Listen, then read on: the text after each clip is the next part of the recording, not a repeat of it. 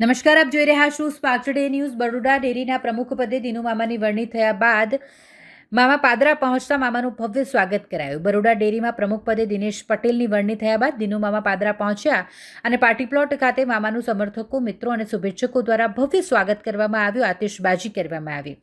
APMC ડિરેક્ટરો અને અનેક ગામના સરપંચો તથા મંડળીઓના પ્રમુખ મંત્રીઓ ઉપસ્થિત રહ્યા અને મામાનું ફુલહારથી સ્વાગત કર્યું.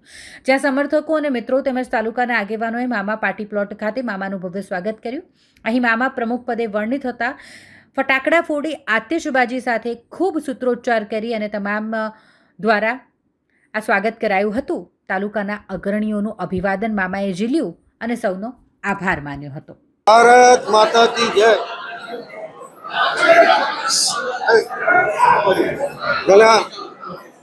આજે બરોડા ડેરીની પ્રમુખની ચૂંટણી હોય, લગભગ 10:30 વાગે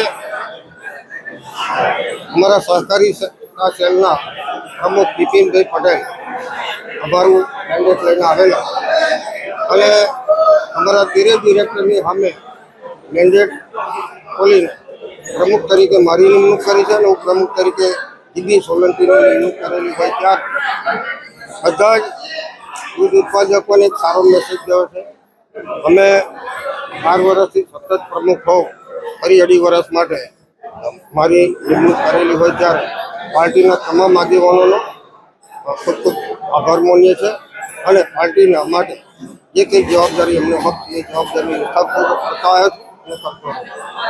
આજે જ્યારે સતત ડેરીની સ્થાપના થઈ ત્યારથી પાદરા તાલુકાના પ્રમુખ કાયમ માટે રહ્યા છે એવા મોતી સાહેબ પણ 15 વર્ષ જેટલા પ્રમુખ રહેલા છે.